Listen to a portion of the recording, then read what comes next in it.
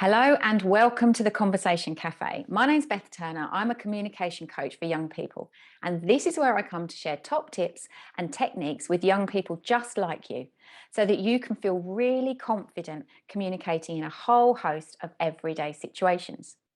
Now, in a recent video, I talked about challenging your thinking so that you see questions from here on in as an opportunity and not a threat to your conversational confidence.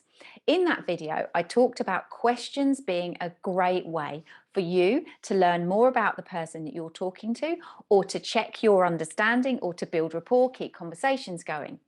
In that video, I also talked about when someone asks you a question, how instead of being confrontational, that's actually an indication of interest. They are interested to get to know you better, or the topic that you're talking about. So if you see questions as opportunities, this video is all about what to do when you are asked a question you were not expecting. When someone catches you off guard and asks you a question that in that heartbeat of a moment, you just don't know the answer to. I've got a technique that I use all the time, and it is superb for handling these moments because it does three things. It gives you time to think about what it is you want to say. It gives you an opportunity to find out where that question is coming from and why somebody is asking it. And doing that means that you get the best opportunity to give a great answer. Because sometimes, maybe you'd agree with me, people ask us questions and you think, why are they asking me that? Or where's that coming from?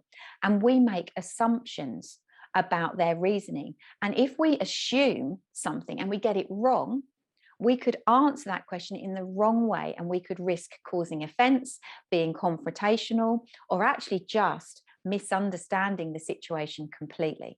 So what is this technique that you can use when someone asks you a question that you're not expecting? My advice is to answer their question with a question. Yep, you heard me right. Don't actually answer it.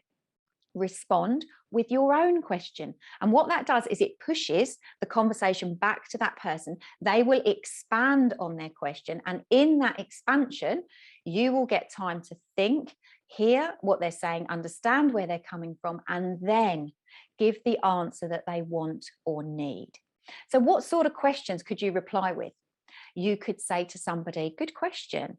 Why do you ask that? Or you could say to somebody, interesting question, where's that coming from? Or you could simply say to somebody, what do you mean?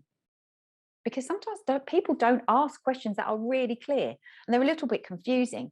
And if you want to give a valuable and useful answer that helps them understand you or the topic you're talking about more, you need to know exactly what it is they're asking and exactly where that question is coming from. So by saying something to someone like, good question, why do you ask that? Or great question, where's that coming from? Or what exactly do you mean? You're not being objectional, you're just being inquisitive. And as the person replies, they are then speaking, which means you get time to take a moment to breathe, think about your response, and then make sure that your reply to their question, your answer to their question, is spot on.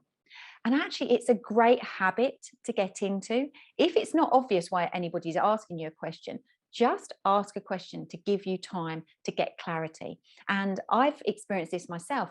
It wasn't that long ago that I said to my son, Ethan, could you wash my car this afternoon, please? And he said to me, well, can I do it tomorrow instead? Now, if I hadn't had this as an approach to use, I would have assumed certain things. I'd have assumed that he couldn't be bothered to wash the car that afternoon, that instead he wanted to stay and play on his Xbox, or that he just wasn't into it. And then if I felt that about him and made those assumptions, I probably would have got cross. And I'd have said to him, yes, actually, I do need it done today. Now get out and clean the car, please. And actually, we would have ended up falling out. But what I've learned to do is ask a question in return. So when I said to him, Ethan, can you go out and wash my car this afternoon? And he said, well, actually, can I do it tomorrow instead? I thought, well, that's odd. Why is he asking to do that? I said to him, well, why do you want to do it tomorrow instead? And actually, he didn't ask that because he was being lazy and wanted to play on his Xbox. He told me that a friend had just got in touch and asked him if he wanted to go to do Go Ape that afternoon. And he'd therefore rather do that, and he could wash the car the next day. And of course, I wanted him to have that experience with his friend. And so I said to him, yeah, no problem, tomorrow's fine. So I didn't know why my son was asking that question in that moment, but I asked him a question to give him an opportunity to share more information, and then I responded. And so if you can get into the habit of replying to a question with a question, it gives you time to think. It puts the focus back on the other person. And that means that in the information they share, you start to understand more about them, their reason for the question, and the background to the question. And then that gives you the opportunity to respond with the best answer possible. And that little technique is like gold dust. So if you're ever in that situation, your mind goes blank, you don't know what to say, just ask a question in response to a question. Simple as that. That's everything I wanted to share with you in this video. If you like the video and you want to tell somebody else about it, please do so. If you've got a question, pop it in the comments below and I will do everything that I can to help you. Okay, I will see you back in the Conversation Cafe sometime soon.